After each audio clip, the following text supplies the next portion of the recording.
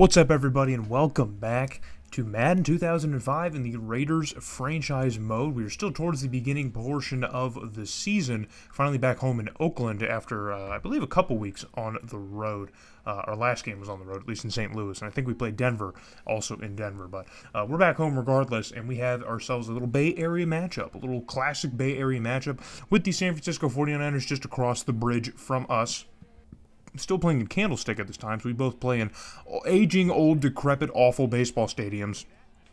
Except ours is just a little bit worse, I guess. I don't know. Maybe Candlestick is. I always thought Candlestick was worse than the Coliseum, but maybe if you're from the Bay, you have different opinions on that than I do. But either way. So we're playing the 49ers, who are a little bit weird in terms of, I guess, like roster construction. They're in a bit of a transition. So they have a rookie quarterback, but he's injured. He sustained a broken collarbone and is out for the entirety of the season. And that was before this game. So in the first week or two of the season, he sustained a season-ending injury, which is brutal if you're San Francisco, because their season pretty much kind of torpedoed because of that. But they have a whole lot of their receiving corps pretty much completely rebuilt. And we played a team earlier in the year, I believe Jacksonville also had pretty much their entire receiving corps pretty much just rebuilt from the draft and stuff like that. So they have new faces there, and now San Francisco is another team that has a lot of new faces that you might not be familiar with from the Madden roster. I mean, I guess free agency's really beating everybody else's butts as well, not just us trying to keep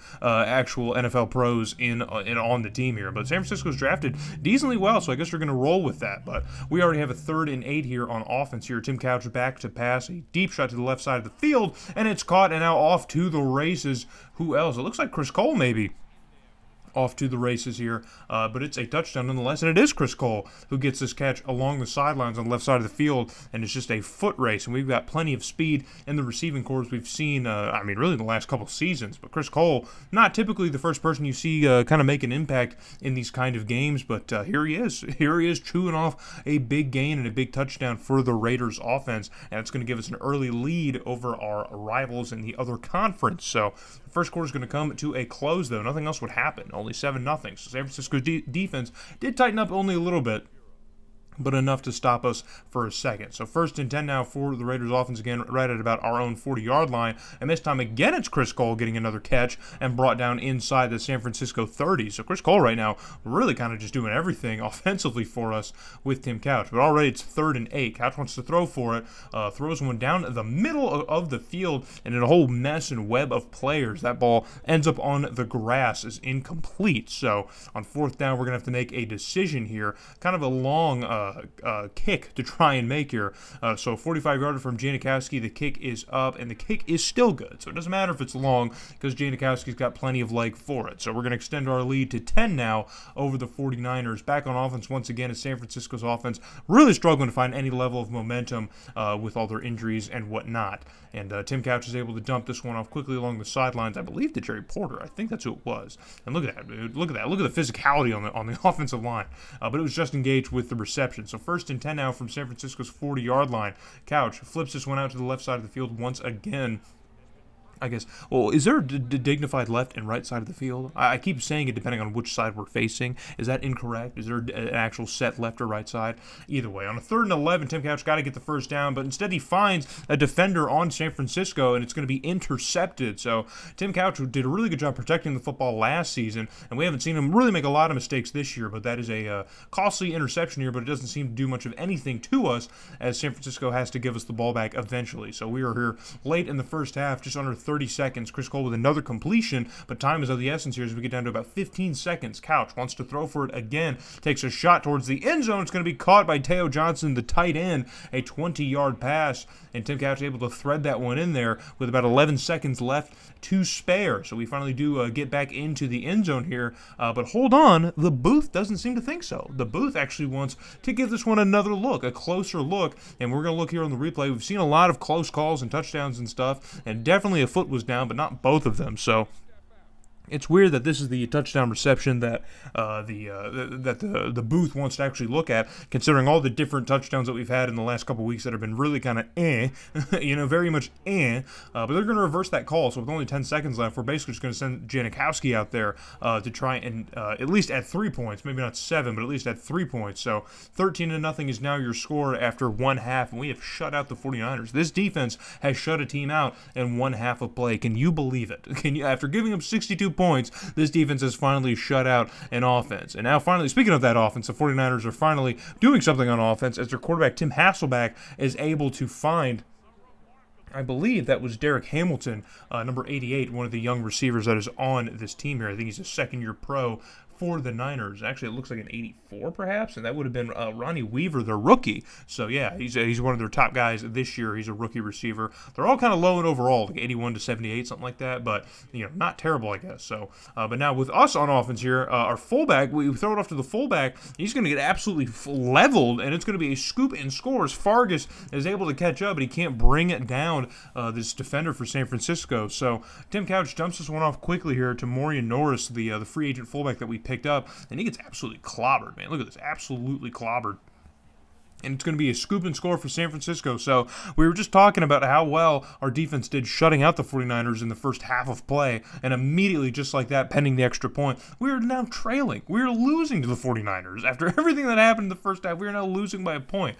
And San Fran back on offense now on a 3rd and 10. Hasselbeck looking over his options. Those are across the middle and completely just, I don't know what the heck he thought he saw. But the only thing he did end up finding was Napoleon Harris, a linebacker, who picks this one off and has that one going the other way. So 1st and 10 here for the Raiders offense. It's going to be a handoff to Justin Fargas, who surges up the middle, finds some open space here. I don't even know if he was touched, but he gets into the end zone for a touchdown. Immediately, we're going to cap off here on this mistake by San Francisco. And look at Maury Norris getting physical out there. So I don't know if that necessarily makes up for the scoop and score, but I mean, I like the physicality. I love seeing that. So we're going to try and go for 2 and extend this to a 7-point lead rather than a 6-point lead. And Tim Couch back to pass, and that one gets bobbled around in the end zone. So not a 6-point lead or a 7-point lead, but now just a 5-point lead over the Niners. So, but we are back on offense once again, and on 2nd and 10, Couch steps up to pass and charges this one kind of towards the middle of the field. Kind of an awkward pass. Must have been hit as he threw. It was a bit of a wobbler, but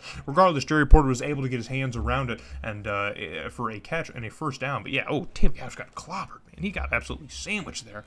That was a brutal play.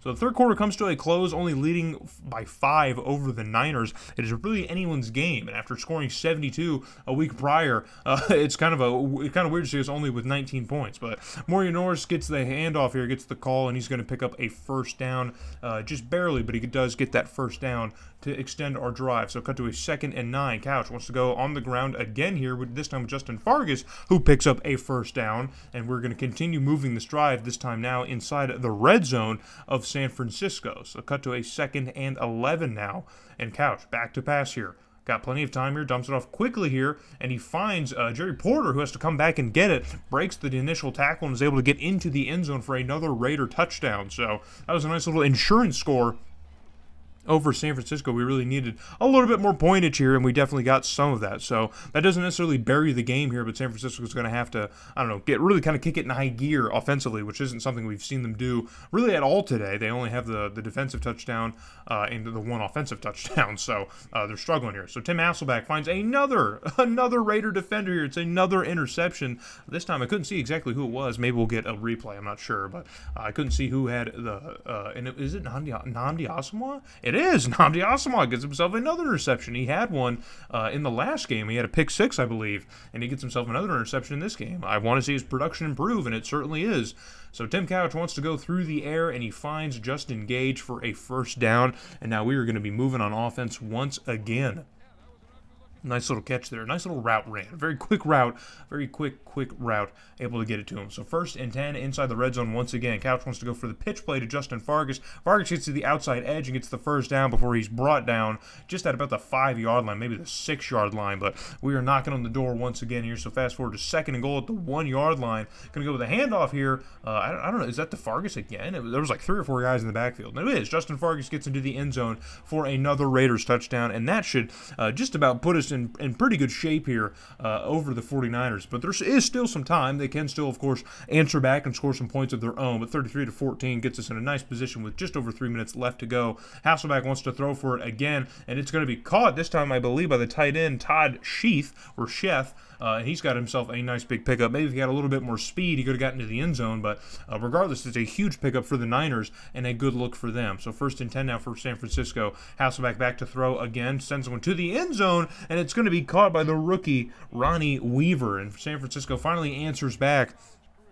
Gets the offense clicking here in this game, late in this ball game, but we are not done on offense either. Justin Fargas gets a nice little handoff here and just about gets the first down. I think he might have had it. It might be inches. It might be short by a couple inches here, and it is, 2nd and inches. So if we can get the first down here, we can kill quite a bit of time and essentially end the game. And we hand this one off to Fargas, and he's going to pick up that first down, which should all but ice this game for us and give us the victory. But obviously we're going to move a little bit further here. We still have some time. So on 3rd and 9, San Francisco now burning timeouts, and we're going to get stopped now. So San Francisco is able to save, almost about 2 minutes left on the clock, but because of the gaps here in the point total on the scoreboard, it's not going to matter a whole lot. So we're going to send Janikowski out in the special teams unit to burn off probably another 40 seconds or so as Janikowski sends this one up, and it is good. So 36-21 now the score. It's a 15-point game. It is still only a 2-possession lead for us, but because of the timing, San Francisco wouldn't really have a whole lot of options left after that, and they didn't do much with the ball afterwards. So we're going to take another win. So we're back in the win column here. It's a nice little win streak of 2. Streaking is something that we've really struggled with in this series up to this point. We were just kind of going win for loss up to this point. I don't even know if we've had a win streak longer than 2 or 3 games. So we absolutely outperformed San Francisco. We actually ran decently well, too. 92 yards isn't a whole lot to be super excited about, but getting closer to 100 and also throwing for over 400 is fine by me. I think that's still a good thing. Or throwing for over 300 yards is still like a good mixture for me. I don't think we'll ever be a team that outruns as much as we can pass. It's just way too easy for us to pass in this game for some reason. But running isn't something I'm super worried about. So Tim Couch ends up with another pick here with 2 interceptions. So not a very good protective game for Tim Couch. I'm still not worried about that. I think he'll be fine. He probably isn't going to emulate last year's totals with touchdowns and INTs, which is to be expected, man. There's no way.